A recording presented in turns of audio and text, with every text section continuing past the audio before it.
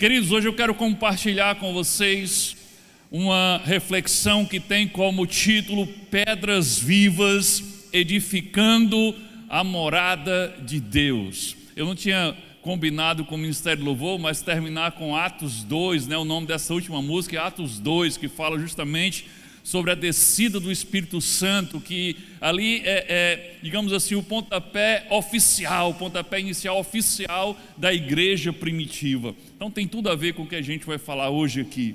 Pedras vivas edificando a morada de Deus. E o nosso texto base é 1 Pedro, primeira carta do apóstolo Pedro, capítulo 2. Nós vamos ler o versículo 1 ao versículo 6. Você pode acompanhar a leitura aí na tela, na versão NVI, nova versão internacional. O texto diz assim, preste bem atenção, fique atento, se desligue de tudo que está lá fora, se concentre só no que está aqui dentro, se concentre só na palavra. Diz assim o texto: livrem-se, pois, de toda maldade e de todo engano, hipocrisia, inveja e toda espécie de maledicência. Como crianças recém-nascidas, desejem de coração o leite espiritual puro, para que por meio dele cresçam para a salvação, agora que provaram que o Senhor é bom. À medida que se aproximam dele, a pedra viva, rejeitada pelos homens, mas escolhida por Deus e preciosa para Ele, está falando de Jesus como a pedra viva. O texto continua, na próxima tela diz: vocês também sendo utilizados como pedras vivas na edificação de uma casa espiritual, para serem sacerdócio santo, oferecendo sacrifícios espirituais aceitáveis a Deus por meio de Jesus Cristo. Pois assim é dito na Escritura: eis que ponho em Sião, Sião aqui é Israel, eis que ponho em Sião uma pedra angular, escolhida e preciosa, e aquele que nela confia jamais será envergonhado. Eu posso ouvir um amém? Amém. Ore comigo. Deus amado, em nome de Jesus Cristo, a pedra viva, a pedra angular, Deus, nós entramos na Tua presença por meio desta oração e pedimos, Deus, a Tua misericórdia sobre nós. Deus, eu te peço a Tua misericórdia sobre mim. Pai, em nome de Jesus, Deus, me usa como instrumento, me inspira, me enche do Teu Espírito Santo, e apesar das minhas limitações e defeitos, Deus, me usa hoje como uma pedra viva, como um instrumento Teu nas Tuas mãos, para levar a Tua palavra àqueles que estão aqui, àqueles que estão assistindo, àqueles que ainda vão assistir, mas que eu seja, Deus, um instrumento e apenas isso, que o Teu Espírito Santo fale através de mim, através desta palavra que o Senhor colocou no meu coração. Nós oramos assim e Te agradecemos em nome de Jesus. Amém. Então, querido, o assunto agora são pedras vivas, e nós vemos aqui o apóstolo Pedro falando que Jesus é a pedra viva que foi testada e aprovada, é a pedra angular. Mas o que é que significa isso, pedra angular? Isso não é uma coisa que faz muito sentido para nós aqui em 2023 no Brasil, porque o nosso estilo de construção é diferente. Mas naquele tempo, falar de pedra angular fazia todo sentido, porque primeiro as construções, em sua maioria, não usavam tijolos de barro, mas usavam pedras como tijolos. E a pedra angular era algo muito usado, porque se fazia muitos arcos, as portas, os portais eram feitos com arcos. Então aqui uma imagem, coloca aí a imagem por gentileza.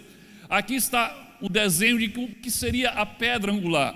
Então vai fazer uma construção, normalmente se fazia um arco onde seria a entrada, e em cima desse arco se levantava a parede.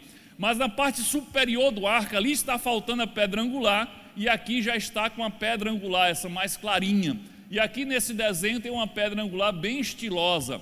Mas observe, essas duas paredes que estão formando um arco, elas só vão se sustentar porque vai existir uma pedra que vai encaixar ali entre as duas e vai segurar toda a pressão que vem dos lados e a pressão que vem de cima na construção que vai ser feita. Como vocês veem nessa imagem aqui, acima do arco levantava-se paredes enormes.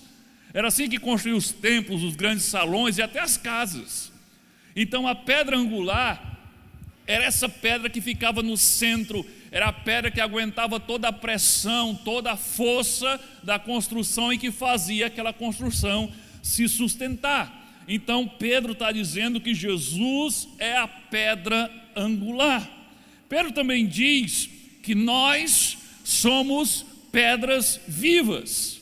Ele está fazendo aqui uma analogia, uma comparação. Nós somos pedras vivas, e se nós confiarmos, se nós nos apoiarmos em Jesus, que é a pedra angular, nós nunca seremos envergonhados, ou seja, nunca cairemos ou seremos demolidos. Depois ele diz que Deus tem um propósito com estas pedras vivas, e o propósito é construir uma morada espiritual. Queridos, de onde Pedro tira essa ideia de pedras? O apóstolo Paulo, ele fala essa mesma mensagem usando a figura do corpo. Ele diz: nós somos muitos membros e formamos todos o mesmo corpo, o corpo de Cristo. Então o apóstolo Paulo, ele usa uma outra analogia, uma outra figura. Ele usa a figura do corpo. Mas o apóstolo Pedro está usando aqui a figura de uma casa, de uma morada, de uma construção. E ele está falando de uma construção feita de pedras. De onde é que Pedro tirou a ideia de comparar Jesus com uma pedra angular e de nos comparar a si mesmo e a nós como pedras vivas? É importante você entender que essa não é uma coisa que nasceu na cabeça de Pedro. Não foi Pedro que inventou essa analogia, mas Pedro conhecia o que já dizia as Escrituras. Inclusive ele cita, no final do texto que lemos, ele cita o Antigo Testamento. E no Antigo Testamento, os profetas já haviam revelado, através das profecias que Deus tinha dado a eles, já tinham revelado que Jesus era a pedra. Olha só, não está na tela, mas se você quiser anotar, lá em Daniel, no capítulo 2 de Daniel, a partir do versículo 34, tem aquela revelação profética que Deus dá a Daniel de uma grande estátua, em que cada parte da estátua representava um reino, um império da humanidade. Durante a sua história, tinha lá a Babilônia, tinha a Pérsia, tinha a Grécia, tinha Roma, e Roma era os pés, era o último império. E aí Daniel olha para aquela estátua que representava todos os reinos que haviam passado e o reino que viria, e diz que de repente vê uma grande pedra surgindo de cima, caindo do céu, sem o auxílio de mãos, ou seja, ninguém havia jogado a pedra surge, e essa pedra bate nos pés da estátua e derruba e quebra toda aquela estátua que representava os reinos humanos. E essa grande pedra que desceu do céu, ela começa a crescer, a crescer, a crescer e toma toda a terra. Quem entende isso, quem entende, já estudou as profecias, sabe que Daniel estava falando dessa pedra, e essa pedra era Jesus, e o reino de Deus que Jesus irá implantar no milênio após a sua segunda vinda. Então Jesus já era descrito como uma grande pedra, a pedra viva, e o seu reino como essa pedra que vai tomar conta de toda a terra. Nós também vimos agora Pedro citando no final desse texto que nós lemos, quando Pedro diz assim, como diz a Escritura, ali Pedro está citando o profeta Isaías, lá no capítulo 28, 16, também não está na tela, mas é o que nós lemos. Lá em Isaías 28, 16, o profeta Isaías fala exatamente isso, que Deus assentou em Sião, em Israel, uma pedra angular, uma pedra que foi testada e aprovada. Jesus, essa pedra, ele foi testado, ele foi provado, ele foi tentado e não pecou. Uma pedra que foi testada e aprovada, e que todo aquele que se apoiar nessa pedra jamais será envergonhado, jamais cairá. E é o texto que Pedro cita. E o próprio Jesus, em certa ocasião, quando perguntava aos seus discípulos e disse, quem estão dizendo que eu sou? E eles diziam, estão dizendo que tu és o impostor, estão dizendo que tu és isso, estão dizendo que tu és aquilo, mas e vocês? quem dizem que eu sou? E aí Pedro diz: tu és o Cristo, o Filho do Deus vivo. E aí Jesus disse: você não disse isso de você mesmo, mas foi o Espírito de Deus que falou por meio de você. E aí em seguida, Mateus 16, versículo 18, aí Jesus diz assim: pois também, já que Pedro tinha dito por meio do Espírito quem era Jesus, agora Jesus vai dizer quem é Pedro. Ele diz: pois também eu te digo que tu és Pedro. E é interessante que o nome Pedro, Petrus, havia um trocadilho aí com pedregulho, pequenas pedras. E aí Jesus: pois tu és Pedro. Ele diz: e sobre esta pedra, ou a partir dessa pedra, edificarei a minha igreja, e as portas do inferno não prevalecerão contra ela. Jesus está dizendo: Pedro, você é a primeira pedra que eu vou colocar entre muitas pedras para edificar a minha igreja. Então, querido, não há ninguém melhor do que Pedro para estar falando de pedras vivas. Pedro sabia exatamente que existia essa analogia, e Jesus havia feito com ele mesmo, com Pedro, essa analogia. Mas não esqueça do que Pedro disse: essas pedras vivas, elas têm um propósito. Sabe, ninguém compra blocos de pedras para colecionar. Você pode até colecionar pedras preciosas, pedras bonitas, mas blocos de pedra, ninguém compra bloco de pedra para colecionar. Pensa na nossa construção atual: ninguém compra tijolo. Eu quero 1 milheiro de tijolo 8 furos porque eu estou colecionando tijolo. Ninguém compra tijolos para colecionar.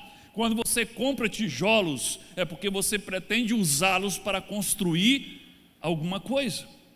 Querido, Deus não nos transformou em pedras vivas, de pedras mortas para pedras vivas, porque Ele era um colecionador de pedras, não, mas porque Ele quer construir alguma coisa. E o que é que Ele quer construir? Pedro diz: Ele está construindo a sua habitação entre os homens.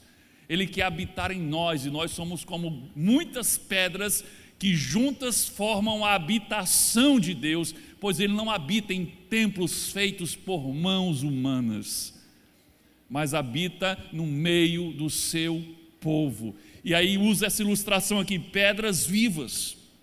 Queridos, entenda uma coisa: sempre, desde o início, o plano de Deus era habitar em nós e no meio de nós. Pensa comigo, o que é que você acha que Deus estava fazendo antes da criação? Ele podia estar fazendo muitas coisas, mas eu vou dizer uma coisa que Deus estava fazendo antes da criação: Deus estava vivendo a comunhão perfeita da habitação em si mesmo, porque Deus é trino, Pai, Filho e Espírito Santo, e Deus já vivia a comunhão perfeita em si mesmo, nas três pessoas da Trindade. Olha só o que diz Gênesis 1:26. Olha quando Deus decide criar o homem. Olha o que diz aqui: aí Ele disse, vamos, aqui na linguagem de hoje, agora vamos fazer os seres humanos, que serão como nós e se parecerão conosco. Na linguagem mais tradicional diz: façamos o homem à nossa imagem, conforme a nossa semelhança. Mas olha aqui o detalhe, aqui diz vamos fazer ou façamos. Deus está falando no plural em relação a Ele mesmo. Ele está olhando para Ele e está dizendo façamos. Deus não está falando com os anjos, Ele está falando com Ele mesmo. A nossa imagem, conforme a nossa semelhança. Nós não fomos feitos à imagem dos anjos, à semelhança dos anjos, mas à imagem de Deus e à semelhança com Deus. E esse façamos a nossa imagem, a nossa semelhança, isso mostra um consenso, uma unidade, uma cooperação perfeita na Trindade. É esse tipo de comunhão que Deus já vivia em si mesmo. Olha o tipo de comunhão que existe entre Deus Pai, Deus Filho e Deus Espírito Santo. Jesus revela aqui, João capítulo 10, versículo 38, olha Jesus falando o nível de comunhão que ele tinha com o Pai. Ele diz: mas se eu faço e vocês não creem em mim, então creiam pelo menos nas coisas que faço. E isso para que vocês fiquem sabendo de uma vez por todas que o Pai vive em mim e que eu vivo no Pai. Olha o nível de comunhão que Jesus e o Pai e Deus Pai tinham aqui. A comunhão da habitação. Não é só a comunhão de se conhecer, de conversar. Eu vivo no Pai e o Pai vive em mim. É a comunhão perfeita da habitação. E qual era o plano de Deus quando criou? Só para relembrar, coloca de novo, Gênesis 1 e 26. Por que Deus nos criou a imagem e semelhança dele? Eu vou dizer, porque o plano de Deus era expandir a sua comunhão com a humanidade. Deus queria expandir a sua habitação entre os seres humanos. O texto diz que Deus nos fez conforme a imagem e semelhança dele. Por quê? Para que ele pudesse praticar conosco o mesmo tipo de relacionamento que ele praticava consigo mesmo na Trindade. O relacionamento de comunhão e habitação. Ele quer habitar em nós e entre nós. Querido, a história da humanidade tem um só tema: a construção da habitação de Deus entre os homens. Esse é o tema da história da humanidade. Deus está construindo a sua habitação entre os homens. E a conclusão dessa construção, o fechamento dessa construção, nos foi revelado. Está lá em Apocalipse, capítulo 21 e 3, é na Nova Jerusalém, a cidade celestial que vai descer do céu para a nova terra, e nós vamos habitar nela na eternidade. Lá diz assim, ó: ouvi uma voz forte que vinha do trono, a qual disse: agora a morada de Deus está entre os seres humanos. Agora é definitivo. Deus vai morar com eles, e eles serão os povos dele, e o próprio Deus estará com eles, e será o Deus deles. Aqui é a conclusão desse projeto de construção da habitação de Deus entre nós. Ele habitará de forma completa, porque na eternidade não teremos pecado, então haverá comunhão perfeita entre nós e Deus, a comunhão perfeita da habitação a que ele já vive em si mesmo na Trindade. Queridos, o que é que nós precisamos para sermos pedras vivas, usadas na construção dessa habitação de Deus entre nós? Essa habitação que está sendo construída e vai sendo aperfeiçoada até chegar na eternidade. Querido, para construir uma casa, você precisa encaixar os tijolos. Se a casa for de pedra, você precisa encaixar as pedras. Agora imagine uma casa construída com tijolos, um tijolo longe do outro. Você não precisa ser um engenheiro civil para saber que vai dar errado, se você for construir uma casa com tijolos afastados um do outro. Os tijolos têm que estar encaixados uns nos outros. E Jesus fala sobre esse encaixe aqui, ó. Esse encaixe é a comunhão, é a união. João 17, versículo 11 e versículo 21. Querido, Jesus está prestes a ir para a cruz. Ele vai fazer uma oração, e ele ora por isso aqui, olha só: agora estou indo para perto de ti. Jesus já está se preparando para se entregar. Agora estou indo para perto de ti. Eles continuam no mundo, ele está falando dos discípulos, eles continuam no mundo, mas eu não estou mais no mundo.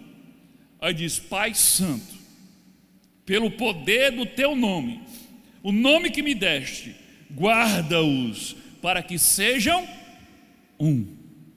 Lembra que ele diz: eu e o Pai somos um? Ele está dizendo, olha a oração de Jesus.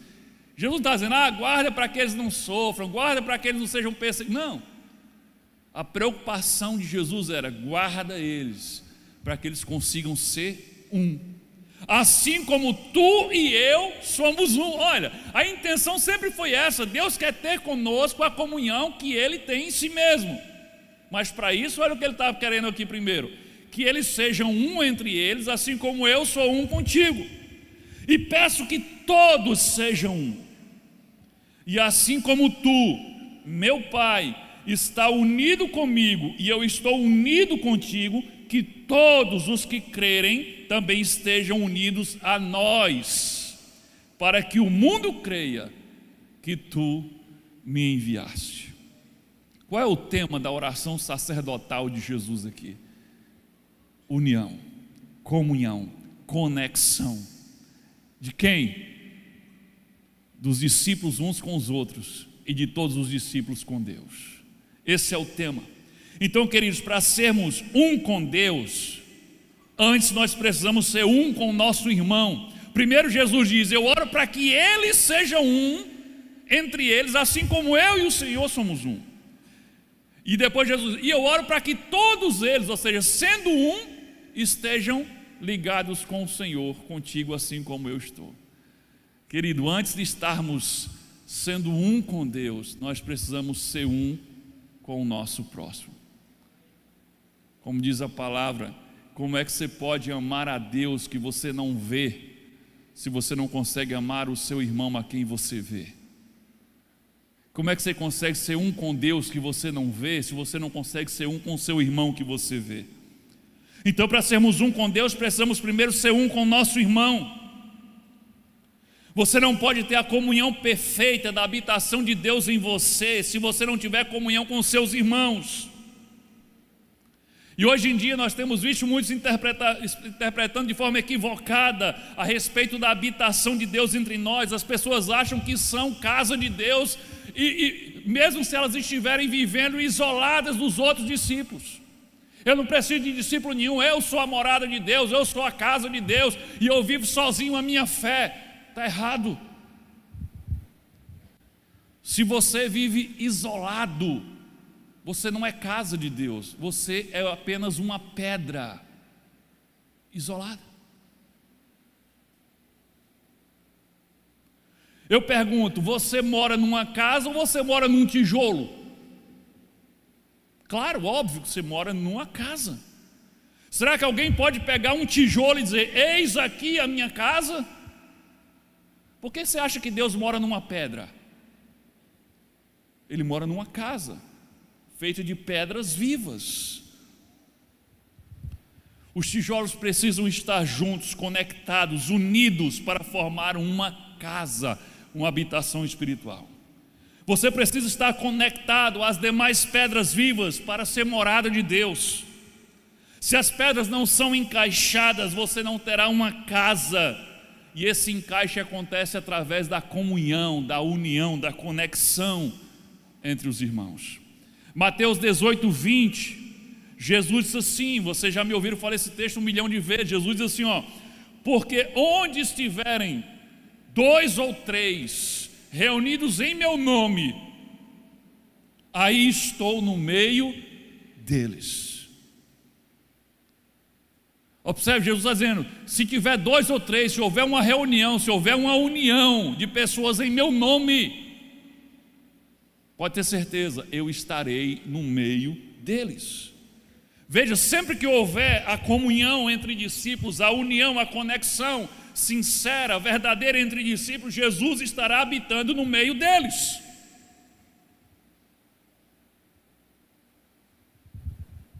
Comunhão que gera a habitação de Deus é mais do que frequentar o mesmo lugar, o mesmo prédio, a mesma casa. É estarmos conectados, comprometidos uns com os outros. Pergunte a um pedreiro como os tijolos devem ser assentados, colocados para que uma casa se sustente. Os tijolos precisam ser colocados de uma forma que gere amarração. Você não pode simplesmente botar os tijolos um em cima do outro, um do lado do outro, não, eles têm que estar conectados de uma forma que gere amarração. Senão a casa trinca, a casa racha, a casa cai. Não é só perto, é conectado de uma forma que estejam entrelaçados, para que haja sustentação, para que haja de fato uma casa que se sustente. Sabe, muitas igrejas, muitos pequenos grupos, às vezes são só uma pilha de pedras, um amontoado de pedras. Eles não estão unidos de verdade, apenas se juntam para fazer algumas coisas juntos, mas eles terminam que não sentem a presença de Deus. Mas por quê? Porque eles não estão conectados de verdade, porque eles não estão unidos de verdade, porque eles não vivem a comunhão de verdade, eles não são uns com os outros. E aí não sentem a presença de Deus, por quê? Porque não são morada, são apenas um monte de pedras entulhadas e não construídas. Se você quer escolher viver desligado, desconectado das outras pedras vivas, desconectado da morada de Deus aqui na terra, eu digo uma coisa para você: na eternidade você também vai estar desligado da morada de Deus. Olha o que diz lá em Mateus 16, 18, 19, a continuação daquele texto que nós lemos sobre Pedro. Também eu te digo que tu és Pedro, e sobre esta pedra edificarei a minha igreja, e as portas do inferno não prevalecerão contra ela. Agora o que ele diz? Dar-te-ei o que? As chaves do reino dos céus. E o que ligares na terra terá sido ligado nos céus, e o que desligares na terra terá sido desligado também nos céus. Essa chave, ao contrário do que muitos pensam, não foi dada a Pedro, o homem Pedro, mas ele diz: tu és Pedro, e sobre essa pedra edificarei a minha igreja. Ou seja, você é uma das pedras, é a primeira pedra que eu vou colocar para edificar a minha igreja. A fundação sempre foi a pedra que é Cristo.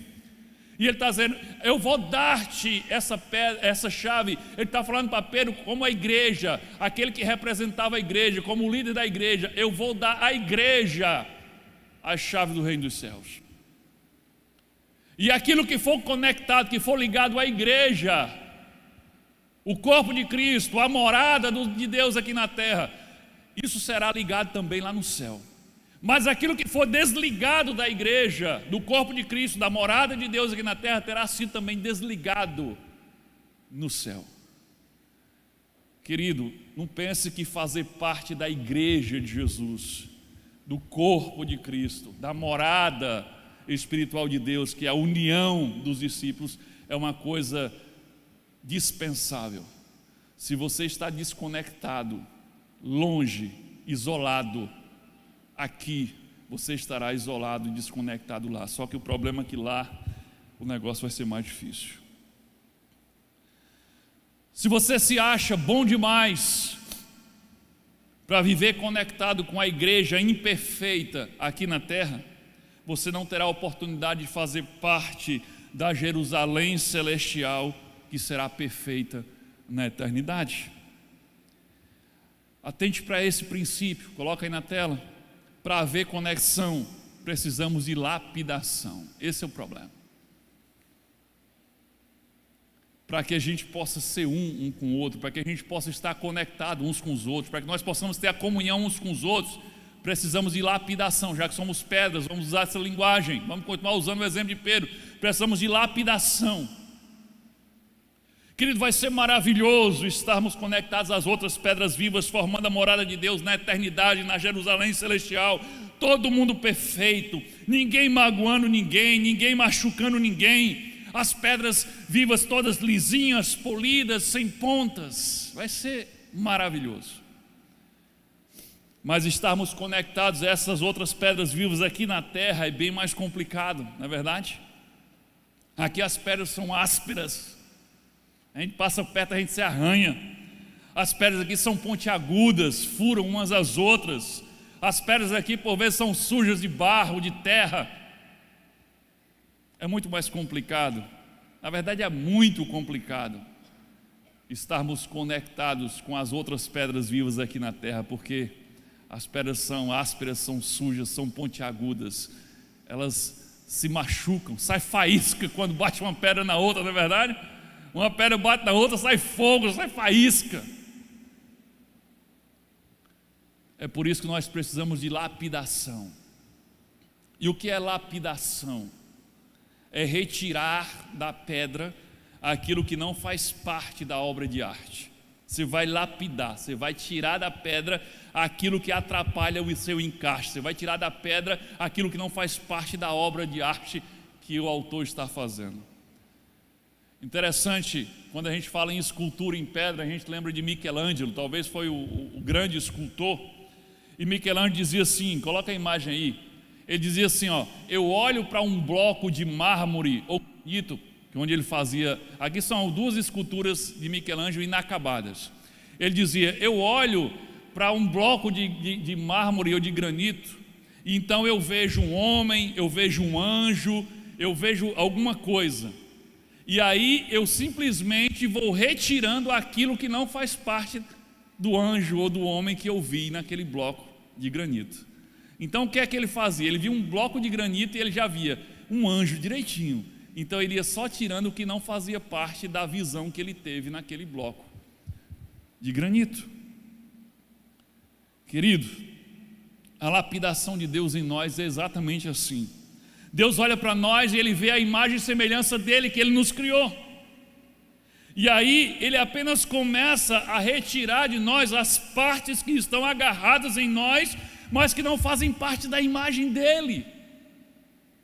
Tudo aquilo que está em excesso, tudo aquilo que veio por meio do pecado, toda a sujeira, sabe, as pontas que furam, a parte áspera que arranha, tudo aquilo que não faz parte da imagem e semelhança de Deus, Ele começa a lapidar, Ele começa a tirar, à medida que você vai se permitindo e deixando Ele fazer esse trabalho com você. Existe muita sujeira que foi se grudando em nós ao longo da vida, produzida pelo pecado, pelo mundo, pelo diabo, pela nossa própria carne, e que Deus precisa retirar para que nós possamos nos encaixar uns com os outros. É como se você chegasse numa construção antiga e você demolisse a construção e fosse reaproveitar os tijolos. Se você pegar tijolo que já foi usado para construir alguma coisa, aquele tijolo vai estar cheio de massa, de cimento, de reboco. E você não pode pegar aquele tijolo cheio de argamassa, de cimento, de tijolo, de barro, e simplesmente tentar construir com ele, porque não vai haver encaixe, essa construção vai ficar toda errada. Você vai ter que pegar uma talhadeira e uma marreta, e você vai ter que limpar todo aquele tijolo e deixar ele limpinho para que ele possa se encaixar nos outros. Esse é o nosso caso. Antes de conhecermos a Deus, antes de conhecermos a Jesus, nós éramos pedras mortas. Estávamos sendo usados para construir outras coisas, os nossos próprios objetivos, a nossa própria vontade, os nossos próprios sonhos. E um dia conhecemos a Jesus e descobrimos que Ele tem um propósito para nós, edificar a morada de Deus, e agora Ele quer nos usar para esse grande e nobre projeto, mas Ele precisa nos limpar. Ele precisa tirar de nós um monte de sujeira que está agarrado a nós, fruto das outras coisas nas quais nós estávamos envolvidos e construindo, que não fazem parte da vontade de Deus para nós. Isso é lapidar, retirar a velha massa, retirar tudo aquilo que está grudado em nós, que não faz parte da imagem de Deus. Queridos, agora eu quero fazer a pergunta principal. E a pergunta principal é: o que nós precisamos para nos conectar uns aos outros e nos tornarmos morada de Deus? Porque nós só podemos ser morada de Deus se formos um com o nosso irmão. O que é que a gente precisa para ser capaz de fazer isso? Você sabe que é difícil, né? Estar junto com os irmãos é difícil, ser um com os irmãos é difícil. Tem gente que não consegue. Talvez você está aqui hoje, faz muito tempo que você não faz parte da igreja, justamente por isso, porque você não consegue conviver com as pessoas defeituosas, problemáticas, pecadoras. O que é que nós precisamos para conseguir isso? Primeira coisa que nós precisamos, agora vamos ser bem práticos. Nós precisamos vencer o egoísmo, é a primeira coisa. Egoísmo é como aquela velha massa do tijolo velho que precisa ser arrancada para que ele possa ser encaixado novamente. O egoísmo é o inimigo número 1 da comunhão e dos relacionamentos. O egoísmo é o primeiro a causar conflitos, é o número 1 em provocar discussões, é a primeira causa dos divórcios e das guerras. Quando eu quero o que eu quero e você quer o que você quer, então nós entramos em conflitos. Quando eu só penso na minha opinião, no meu conforto, na minha vontade, e você só pensa na sua opinião, no seu conforto, na sua vontade, nós vamos entrar em rota de colisão. Olha o que diz Provérbios 28, versículo 25, a parte A, na versão da Nova Tradução da Linguagem de hoje. O egoísta sempre causa problemas. É isso, simples assim. O egoísta sempre causa problemas.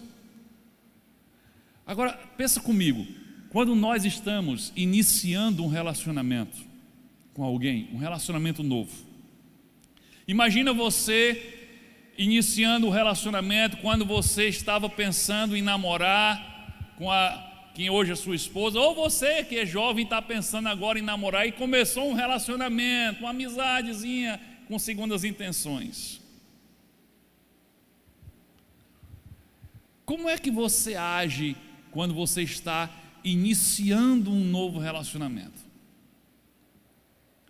Sabe o que é que você faz? É o que todos nós fazemos. Nós nos esforçamos para vencer o nosso egoísmo. Não, você primeiro. Não, é você. Assim? Não, o que é que você quer? Vamos sair. Vamos para o lugar que você quiser.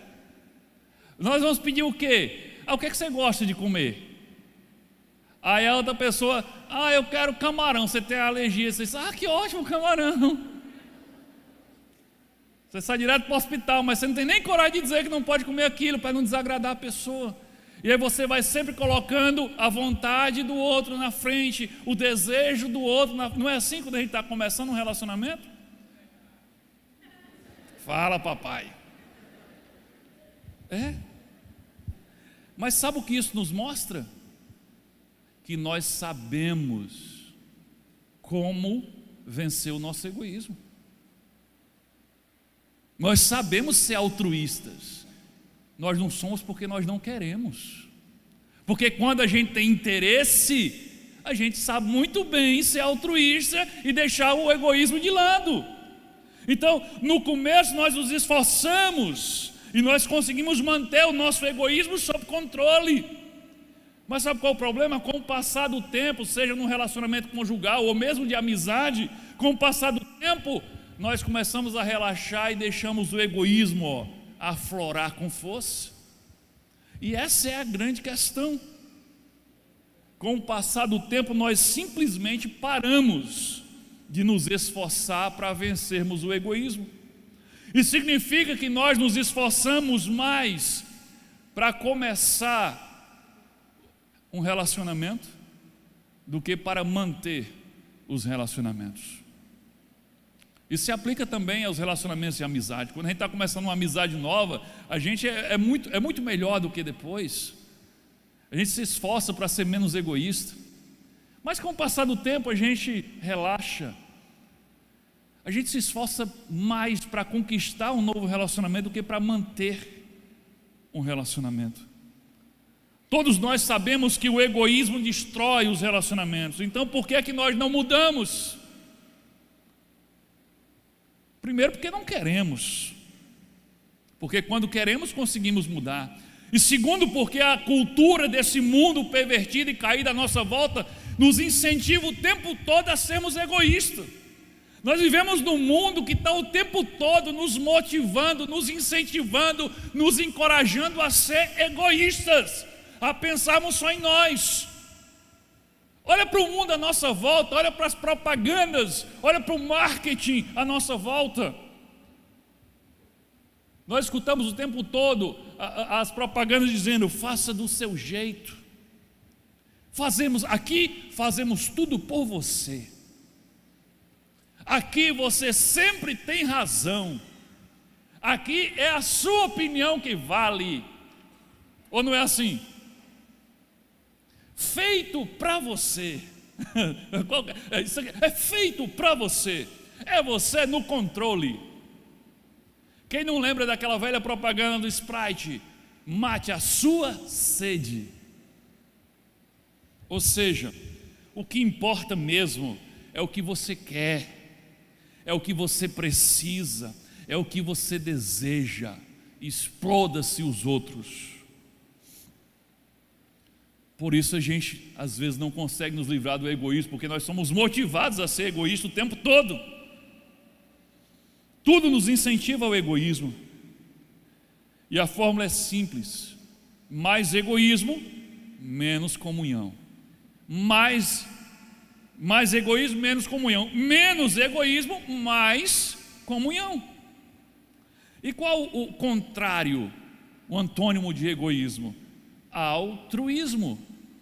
Altruísmo. O que é altruísmo? Altruísmo é menos do eu e um pouco mais de você. É um pouco menos do meu e um pouco mais do seu.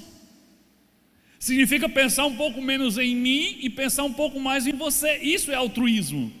Olha o que diz Filipenses capítulo 2, versículo 4. Cada um cuide não somente dos seus interesses, mas também dos interesses dos outros. Aqui está dizendo, não sejam egoístas. Não se preocupe só com seus interesses. Não se preocupe só com as suas coisas, só com os seus problemas. Cuide também dos interesses do outro. Querido, Deus providenciou para nós 2 escolas de altruísmo. 2 escolas de altruísmo para nos matricular. Uma nós fomos matriculados de forma compulsória, sem escolha, é a família. Você já nasce numa família, você foi matriculado aí nessa escola e você não tem escapatória. E a outra escola do altruísmo é a igreja. E essa muita gente evita porque ela é opcional, você não é obrigado a participar. Mas por que essas 2 são escolas de altruísmo? Porque nessas 2 realidades, família e igreja, nós temos pessoas próximas a nós, mais próximas do que o comum. Isso nos ensina a vencermos o egoísmo. A família você não teve como evitar, mas a igreja talvez você tenha evitado. E talvez você até esteja frequentando o culto na igreja, mas você tenha evitado a comunhão mais próxima de um pequeno grupo, que é onde a igreja acontece de fato. É o Atos 2 lá, Atos 2, e eles se reuniam de casa em casa e oravam uns pelos outros e partiam o pão e perseveravam na doutrina dos apóstolos e compartilhavam a fé, e o Senhor ia acrescentando os que iam sendo salvos. Atos 2. E talvez você está participando da multidão na igreja, mas você ainda se esquiva, você ainda foge da comunhão do pequeno grupo multiplicador. Por quê? Porque é muito mais fácil você viver na multidão, isolado na multidão, como agora. Por exemplo, nada está sendo requerido de você, você está aí sentadão aí, pronto, você não tem que estar interagindo com ninguém. Você não tem que estar se preocupando com ninguém. Eu não estou nem mandando você dizer alguma coisa para alguém que está do seu lado, nem estou mandando você cumprimentar o irmão que está do seu lado. Então nada está sendo exigido de você. Você não precisa ser altruísta para estar sentado aí agora. Mas quase tudo que nós fazemos num pequeno grupo exige altruísmo. Quase tudo que nós fazemos num pequeno grupo exige que a gente dome o nosso egoísmo. Primeiro, o simples fato de estar presente numa reunião já pode ser um ato de altruísmo. Sabe quando?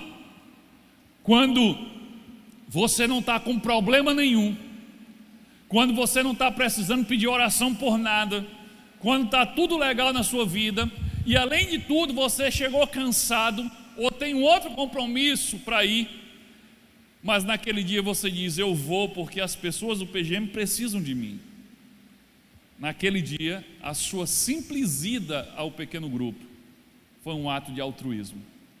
Você foi, não porque precisava dos outros naquele dia, mas porque você sabia que os outros precisavam de você. Agora, se você está todo arrebentado, precisando de oração, precisando desabafar, e você vai, amém, mas não é um ato de altruísmo. Nesse dia não é um ato de altruísmo, você foi porque você estava precisando. Segundo, convidar e aceitar pessoas novas no grupo é um gesto de altruísmo.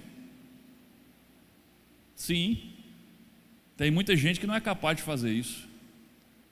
Convidar pessoas novas é um gesto de altruísmo, sabe por quê? Porque você vai ter que renunciar, abrir mão do conforto de conviver apenas com gente conhecida.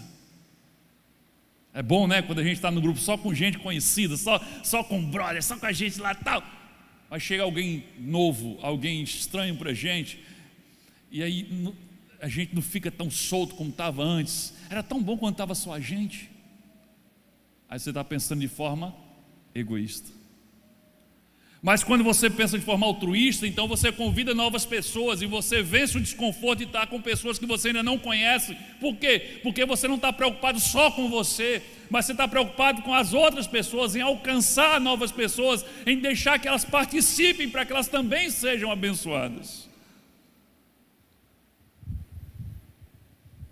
Então, é altruísmo não ficar ressentido ou chateado quando alguém diz: gente, eu vou levar alguém diferente hoje para a reunião, vou levar um amigo hoje para a reunião.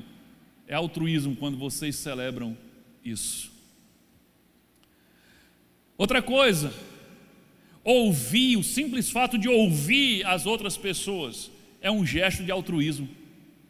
Quando você senta lá no grupo e você diz: agora vamos compartilhar, e alguém começa a compartilhar as lutas ou as alegrias, e você atentamente escuta. Você não fica pensando noutra coisa, não, você está ouvindo, você está acompanhando, você está no seu coração dizendo amém ou misericórdia, dependendo do que ela está falando. Isso é altruísmo, porque você está dando a ela o que você tem de mais precioso, o seu tempo. O seu tempo é mais valioso do que o seu dinheiro. Uma dessas viagens que eu fiz para ministrar fora, não vou dizer o nome, foi lá na França, para não dizer onde é, né?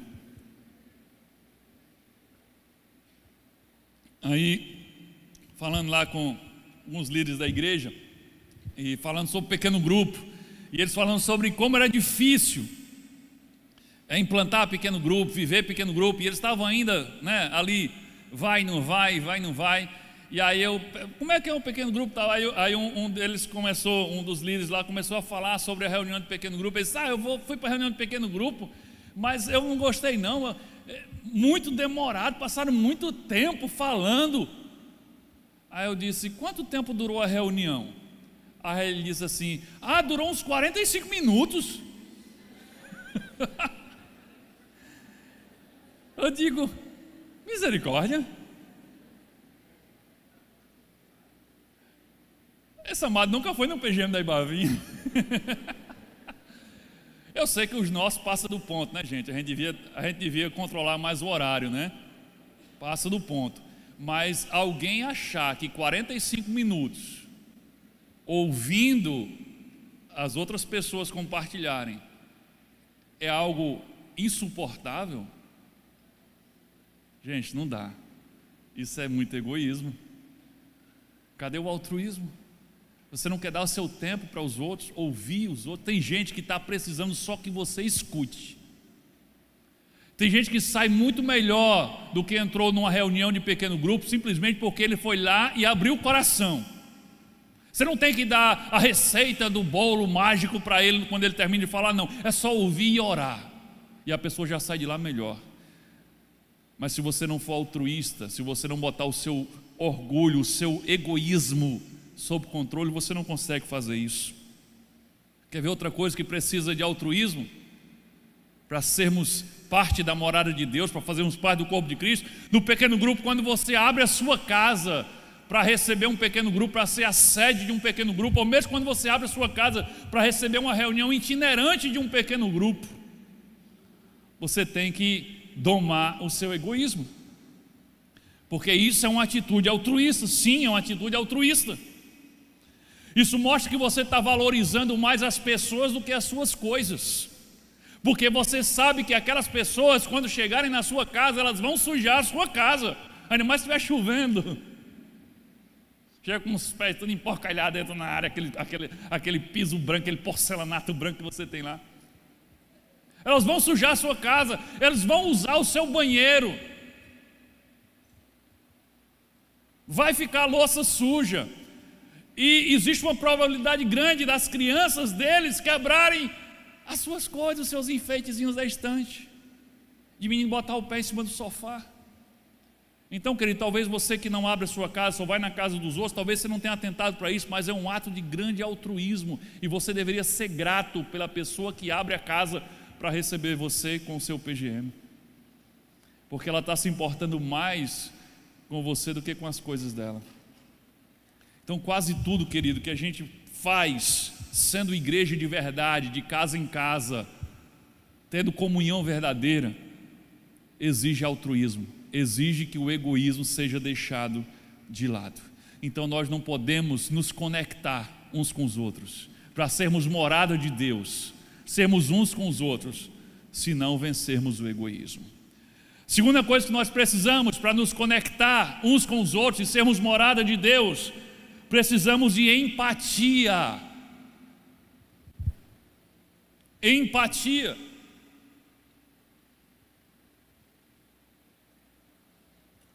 Precisamos de empatia. O que é empatia? O que é que a tia tem a ver com isso, né? É a capacidade, empatia é a capacidade de se colocar no lugar do outro, de pensar com a mente do outro, de sentir o que o outro sente. Isso é empatia. Traduzindo, empatia é a alegria do outro se alegrando em mim. Empatia é a dor do outro doendo em mim. Isso é empatia. Se a gente não tiver empatia uns pelos outros, a gente não tem como viver a comunhão. A empatia, ela nos capacita a perdoar os erros uns dos outros. E assim, sendo capaz de perdoar uns aos outros, nós não precisamos descartar as pessoas cada vez que elas erram conosco. Porque por não ter empatia, temos dificuldade de perdoar, e por não perdoar, nós começamos a descartar as pessoas que erram conosco. Às vezes nós nos esforçamos tanto para conquistar um relacionamento, como eu falei agora há pouco, mas nós desistimos tão fácil dos relacionamentos, que às vezes foram tão difíceis para serem conquistados. Falta empatia. Por exemplo, alguém gritou com você, alguém foi grosso com você, e em vez apenas de você se magoar e condenar a outra pessoa que fez isso com você, use a empatia, sabe para quê? Para tentar entender o que é que estava por trás daquele grito.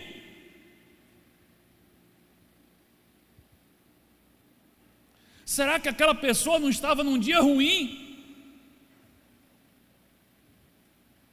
Você parou pelo menos para considerar isso? Você chegou numa situação tal e a pessoa foi rude com você, foi mal educado com você, e tudo que você viu foi o ato dela e nada mais, e você odiou ela e você dispensou ela, mas não passou nem pela tua cabeça que essa pessoa está num dia ruim. Será que ela está num dia ruim? Será o que aconteceu com ela?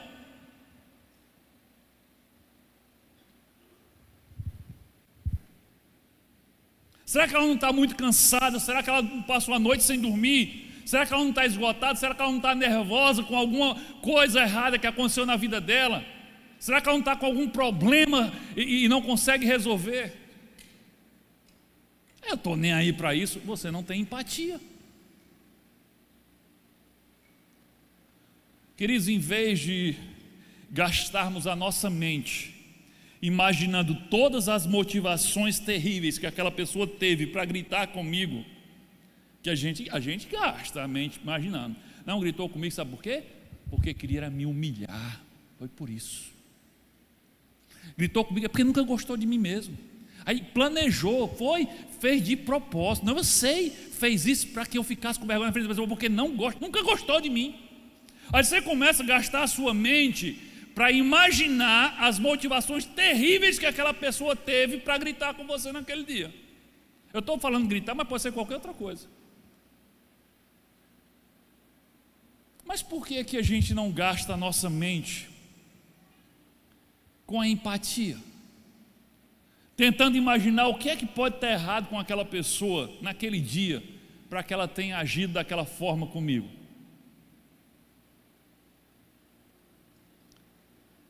1 Pedro capítulo 3, versículo 8. Finalmente, que todos vocês tenham o mesmo modo de pensar e de sentir. Amem uns aos outros, sejam educados e humildes uns com os outros.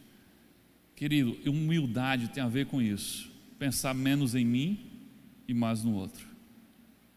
E a primeira parte ele está falando sobre empatia. ter o mesmo modo de pensar e de sentir, é a capacidade de sentir o que o outro está sentindo e de pensar com a mente do outro. Se a gente praticasse a empatia, nós teríamos descartado muito menos pessoas da nossa vida do que nós descartamos. Por que aquela pessoa agiu daquele jeito naquele dia? Por que ela falou daquele jeito? Por que ela fez aquilo que fez? Se você tivesse talvez gastado um tempinho para pensar nisso, ou para perguntar isso: vem cá, você está bem? O que está acontecendo? Se você parasse um pouquinho de pensar em você mesmo, na sua mágoa, na sua ferida, e você investigasse um pouquinho o que está acontecendo com o outro, talvez você não tivesse descartado tanta gente que você descartou ao longo da sua vida.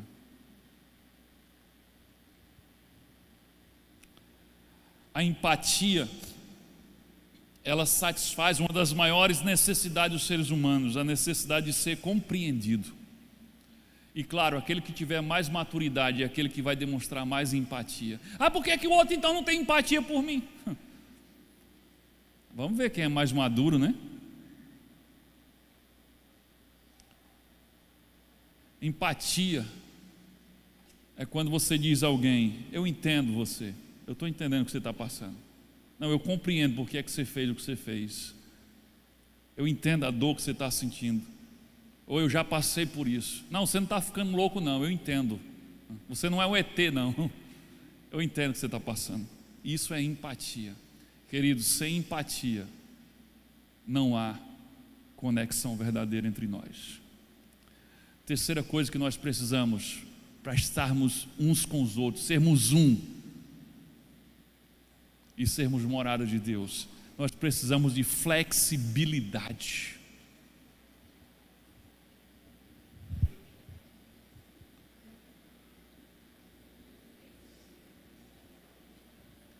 Não exatamente assim.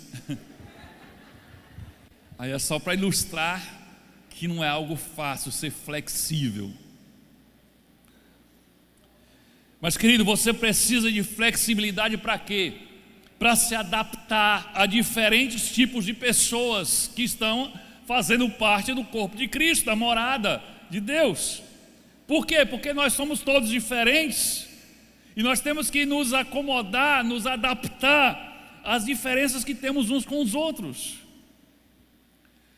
A gente tem a tendência de querer conviver só com quem é igual a gente, só com quem pensa igual a gente, tem a idade da gente, faz tudo igual a gente. Deixa eu dizer uma coisa para você: se você quiser viver só com pessoas iguais a você, você nunca vai crescer. Você precisa ter pessoas que estão 2 passos à frente, pessoas que estão 2, 3 passos atrás. Você tem que ensinar os que estão atrás, você tem que aprender com os que estão na frente.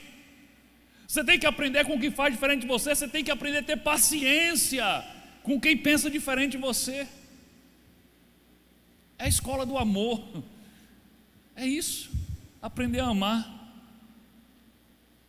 Em qualquer tipo de grupo que você fizer parte, você vai perceber que há diferentes pessoas, diferentes personalidades.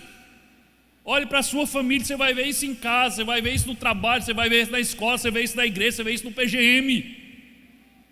Como eu falei um dia desse numa ministração, nem irmãos gêmeos da mesma placenta são iguais. Eles podem ter a carinha igual, que você não sabe quem é quem, mas eles têm personalidades diferentes, às vezes diferentes como o dia e a noite.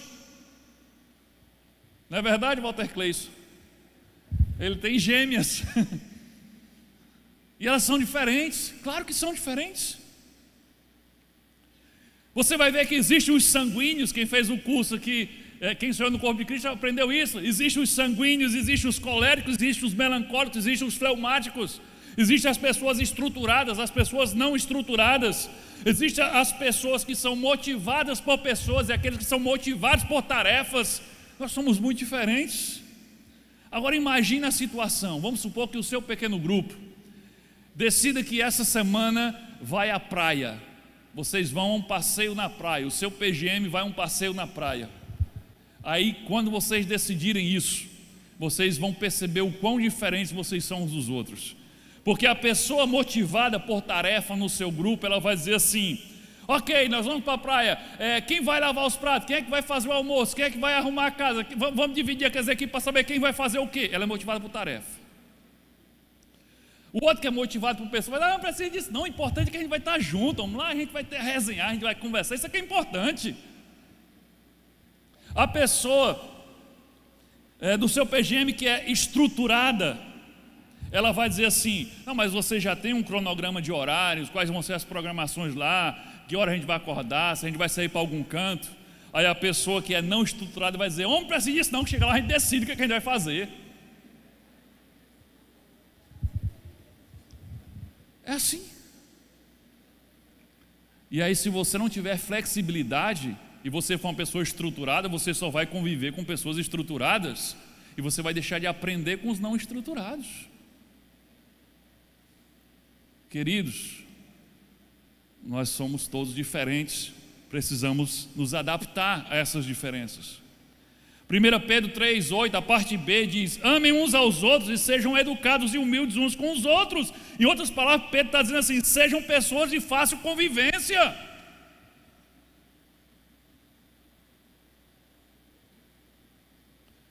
Agora eu vou perguntar para você, não responda em voz alta, só na sua mente: você é uma pessoa de fácil convivência?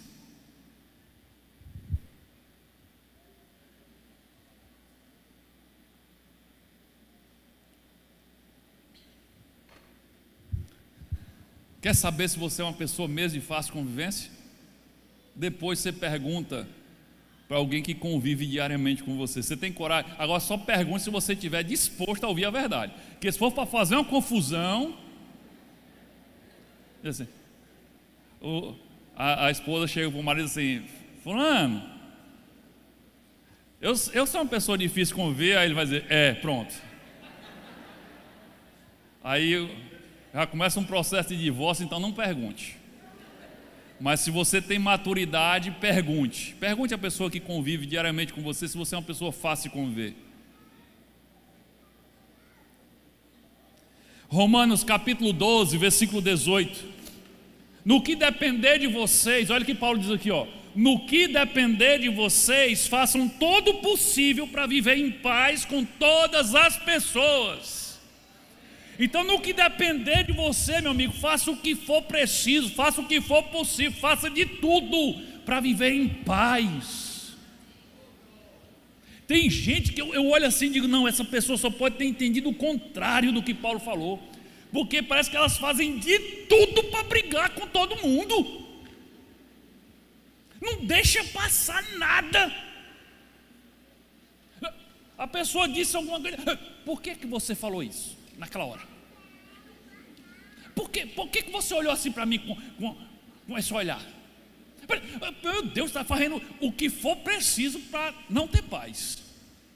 Não deixa passar um detalhe, não deixa passar nada. Tem que ter um tribunal, tem que ter uma discussão, qualquer coisa. Gente, seja flexível. Lá vem algo da sua direção, você, passou. Não, tem empatia. Não, acho que está estressado, deve ter algum problema em casa. Não, deixa para lá, amanhã ele vai estar melhor. Deixa isso quieto, não vou atrás disso não. Empatia, flexibilidade. Sabe, querido, seja uma pessoa de fácil convivência. Quando você chega num grupo novo, numa igreja nova, num ambiente de trabalho novo, aí você pensa assim: nossa, esse grupo é perfeito. Nossa, esse PGM é perfeito.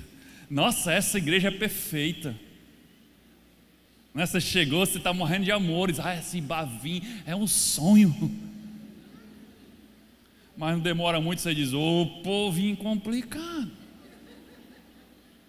E eu pensava que esse pastor era legal.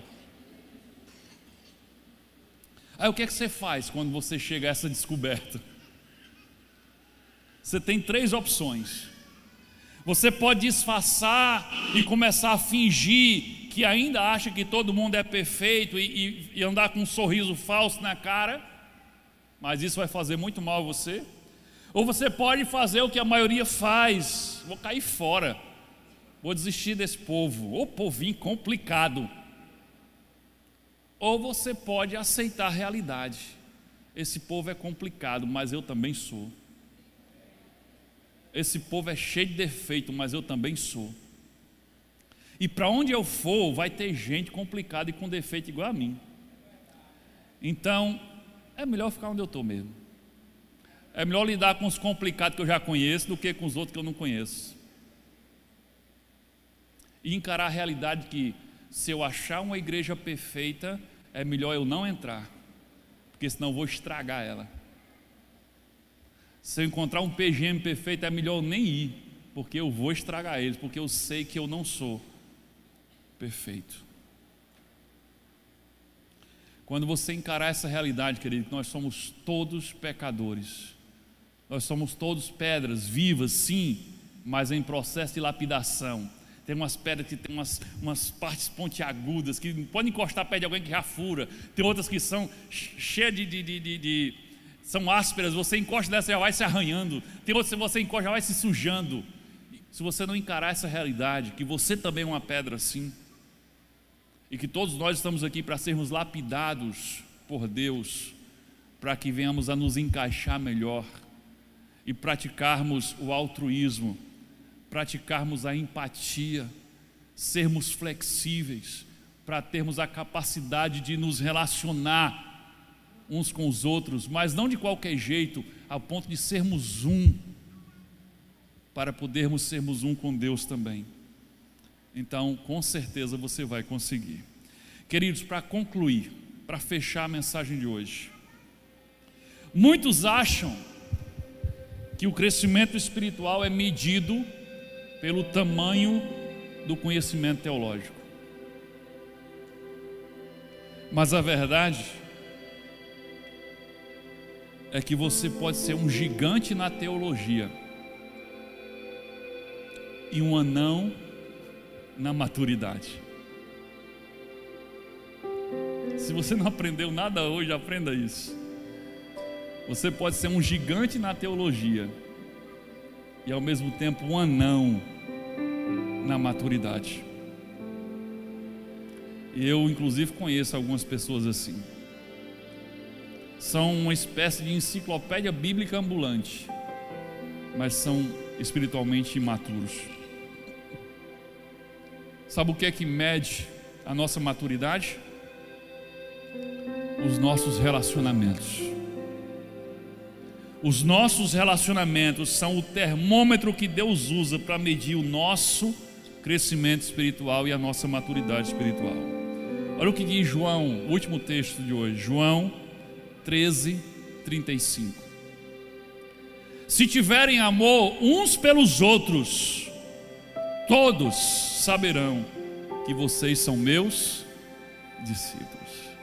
Ele não diz assim: se vocês conhecerem todos, o nome de todos os profetas e todos os escritores da Bíblia. Não. Se vocês tiverem amor uns pelos outros, todos saberão que vocês são meus discípulos. Queridos, são os nossos relacionamentos a prova, o termômetro da nossa maturidade. Conhecimento é importante, sim, mas é a capacidade de conviver com pessoas que prova se somos ou não discípulos de Jesus. Se você tem dificuldade de convivência com as outras pessoas, com os seus irmãos em Cristo, com os seus familiares, isso revela algo muito importante sobre você. Se você tem dificuldade de viver em comunhão com os seus irmãos em Cristo, isso revela algo muito importante e ruim sobre você. Sabe o que é? Quer saber mesmo? Isso revela que você é imaturo. Isso revela que na fé você ainda é uma criança. Amém? Que Deus os abençoe em nome de Jesus.